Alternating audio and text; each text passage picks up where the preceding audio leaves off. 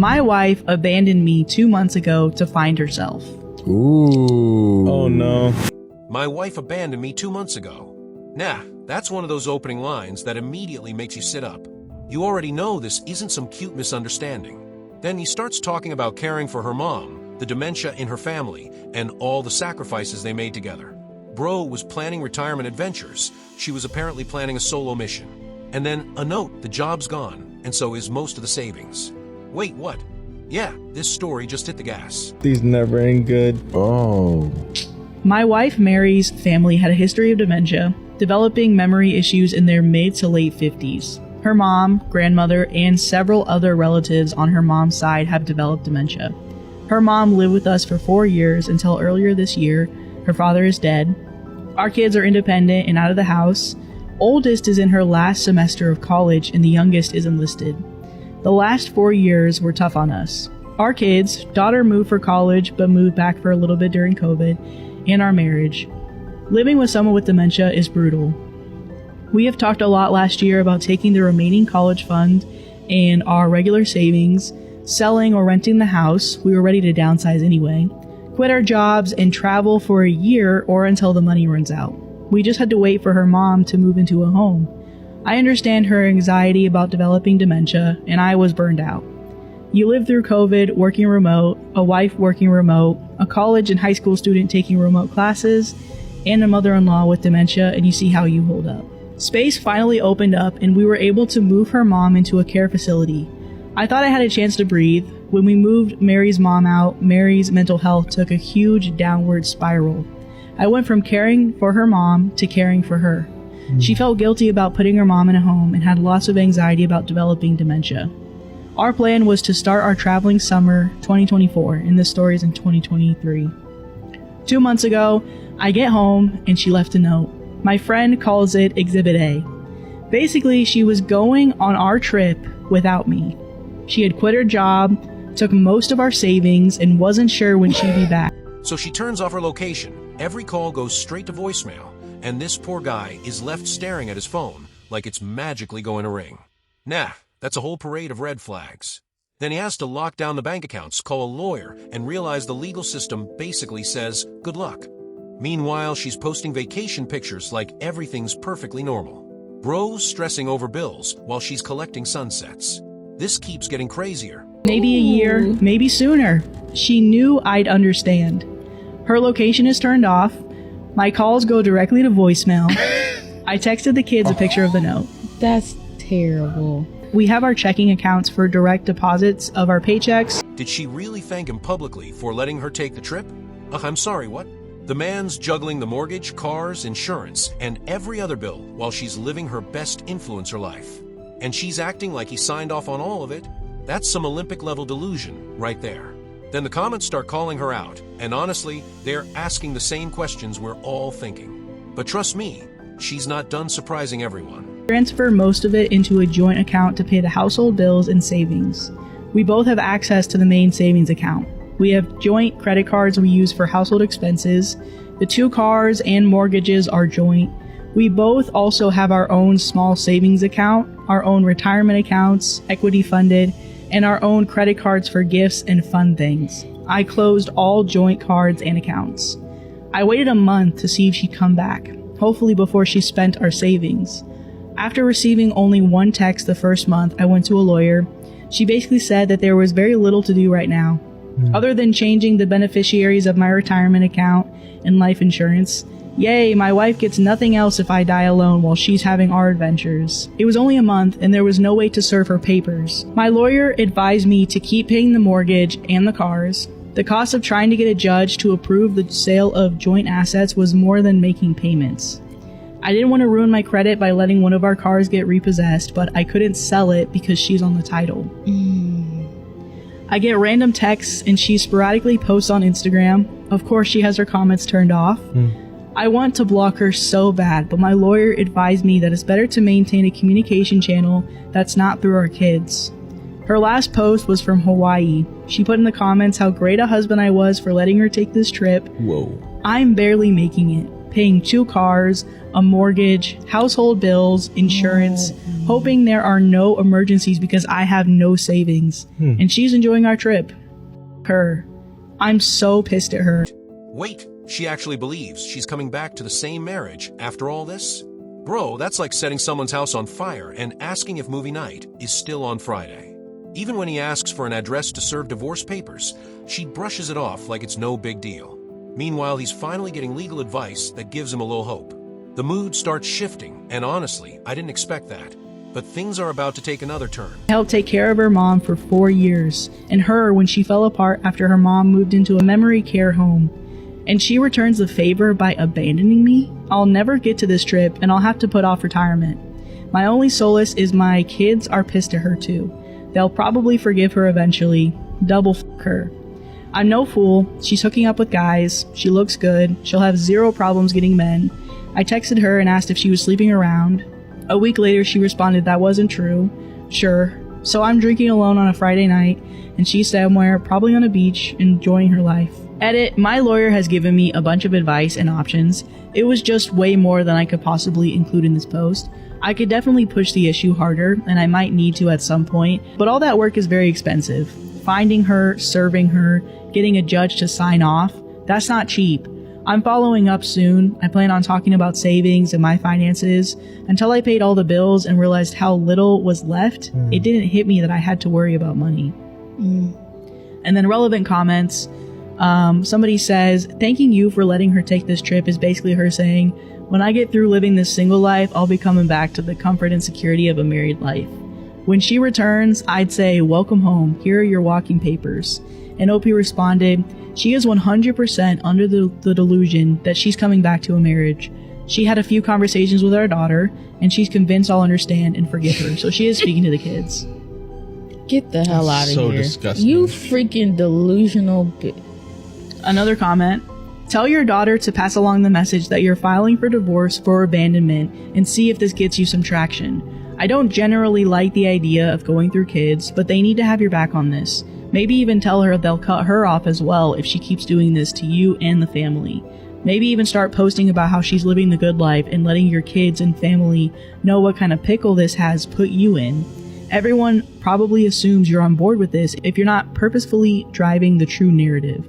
And Opie responded, she only hears what she wants. I asked her to send me an address to serve her papers. She only told me that we'll work it out when she... You can actually hear the difference in him now. At first he was devastated. Now he's realizing the house is peaceful.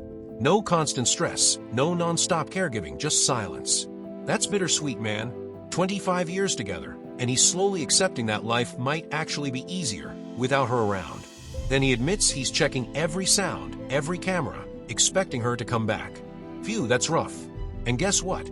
That reunion might be closer than he thinks. will. My daughter tells her all the pain she's causing, but she just says that she only has 5 to 10 years left until she gets dementia. It's impossible to know if she'll even develop dementia, but shouldn't she be spending this time with her family? An update from my original post. I'm feeling much more positive now that the financial situation has become a little bit more manageable. Basically, I'm running up debt that will get paid off when I sell the house. Even with lawyer fees, I have 6 to 8 more months before I have to worry about money, assuming there are no emergencies. My friend's wife gave me some good advice. Don't go from being a hero to a villain in your kids' eyes. How I talk about and treat my wife will determine my future relationship with my kids. I don't give a damn about my wife, but I don't want to make her a sympathetic figure or drive them away from both of us. I followed up with a lawyer. Basically, she said we're going to have her pay back the savings she took through a reduction in the shares of assets. Any division of assets will include the savings she took. She'll also have to repay the money I spent maintaining the house while she was gone. There is plenty of equity in her share of the house and her retirement plans to cover that. She said that our finances are so intertwined after nearly 25 years of marriage, my wife is going to get some share of the assets. Best case is she agrees to the terms of the divorce. It's relatively cheap and quick. Otherwise, it gets complicated and expensive. She gave me a lot of options and how much I can expect to spend, so I've decided to just wait, mostly. I just got a couple of credit cards with promo rates for purchases and transfers. That gives me breathing room and I can conserve cash. I'll just pay them off when I sell the house. Now that my financial situation is less stressful, I'm actually enjoying her being gone. I'm free to do whatever I want, whenever. I don't have to cook or clean or take care of anyone. The house is quiet for the first time I can remember. I loved my wife, but her mental health weighed down our marriage. On balance, it was worth it until now. The first month or so, I expected her to be there whenever I'd get home, when someone was at the door, or if I heard. Bro really turned into a detective without even trying. He's checking phone records, matching social media posts, and realizing she's always posting after she leaves a place. Nah, that's way too calculated. Then he changes the locks, updates the security codes, and makes sure she can't just stroll back into the house like nothing happened. That's called learning the hard way. But wait, the biggest confrontation still hasn't even happened. The doorbell cam obsessively. I'm not looking forward to her returning. It has to happen, but when she comes back, I'll have to deal with her. The divorce, getting the house ready to sell, dividing all of our stuff, finding a new place to live. I'm hoping she'll stay away until after New Year's, but my daughter says she thinks her mom will be home for Christmas, either to stay or visit. My lawyer will have papers ready to serve her. Hopefully she'll just agree to the terms and continue her travels. People had some great advice. Renting or selling the house, not really feasible right now since I have to fix some things up and get it ready to sell/rent.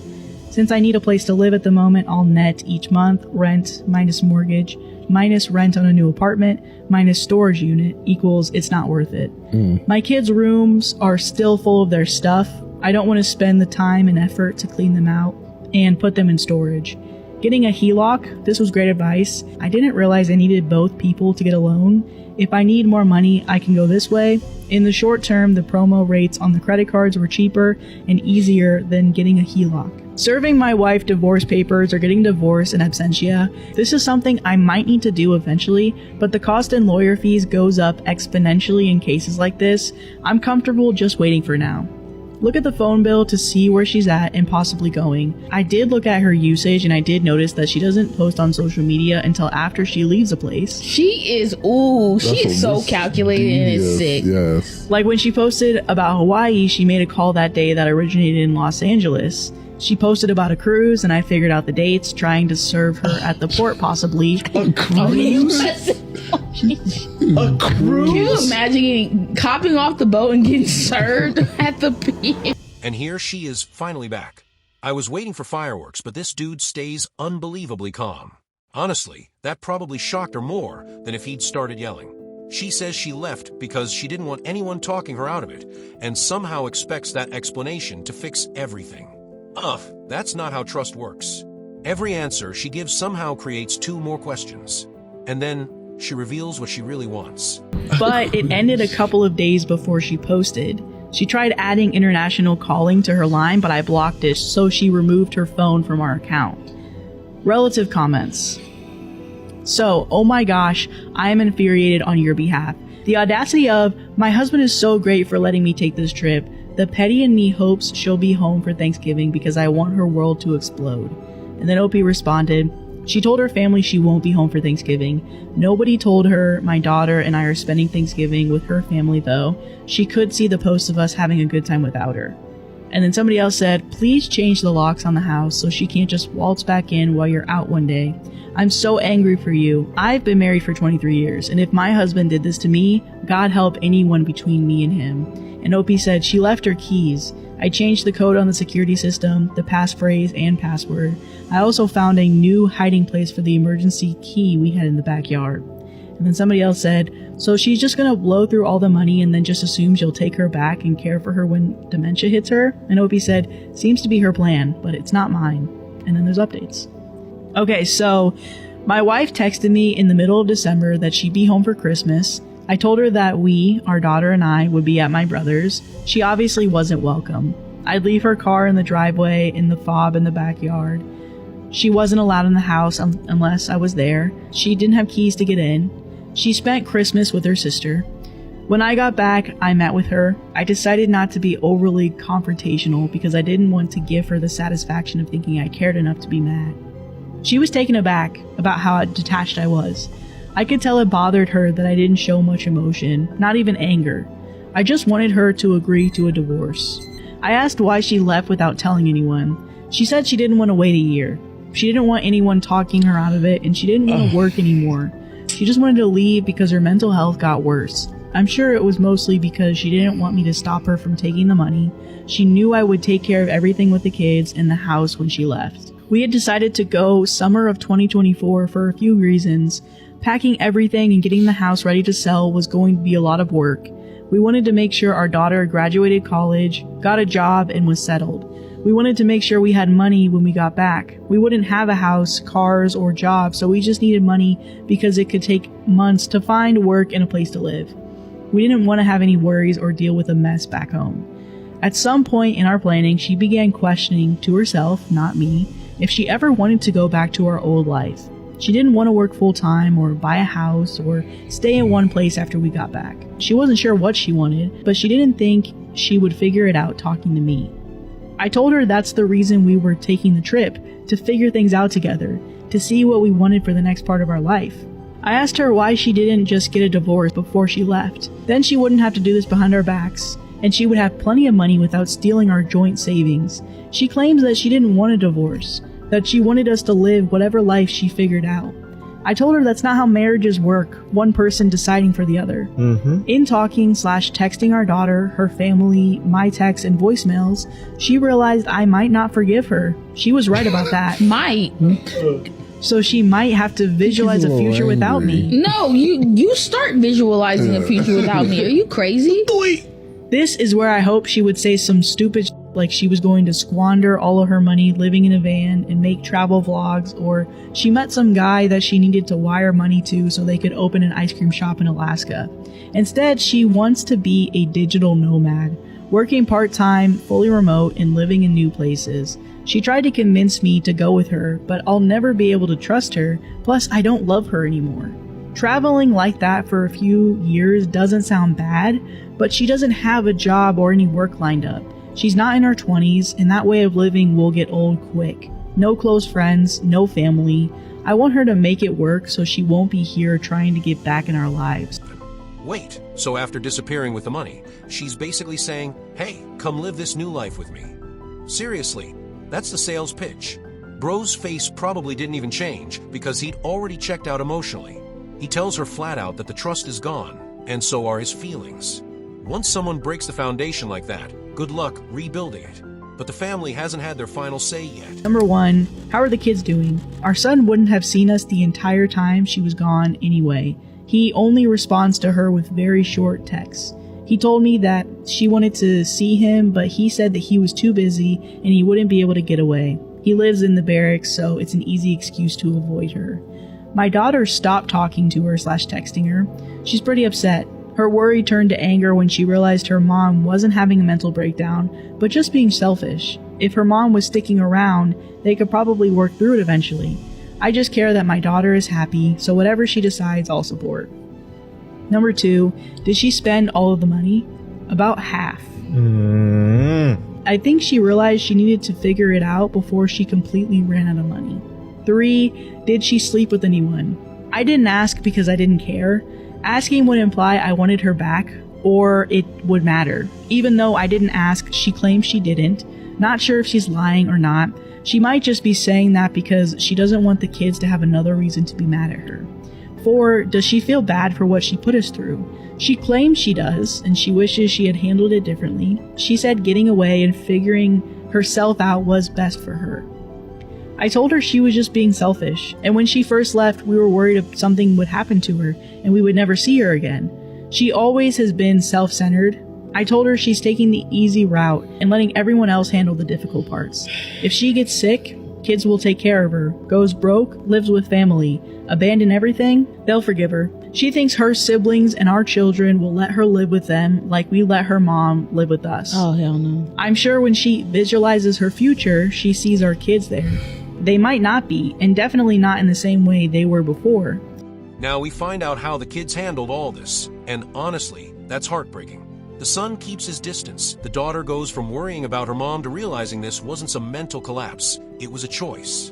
That's a brutal realization. Then comes the money and cheating questions, and his answers are almost colder than anger.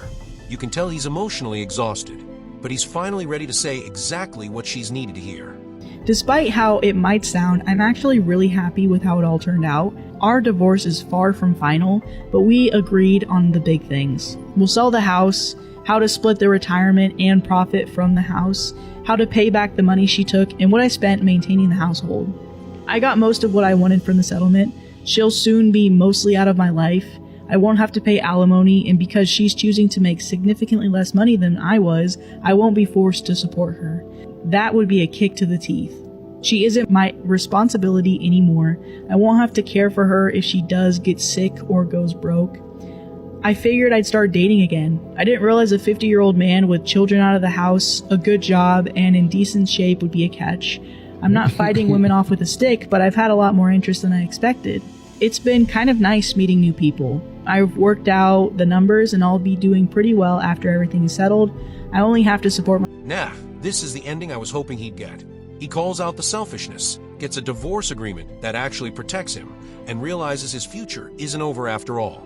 Then he casually mentions dating again, and finding out he's actually got options. Bro went from thinking his whole life was falling apart to realizing he finally gets to live for himself. Well, that was one wild ride. If you enjoy relationship stories that go completely off the rails, hit like, subscribe, and I'll catch you in the next one.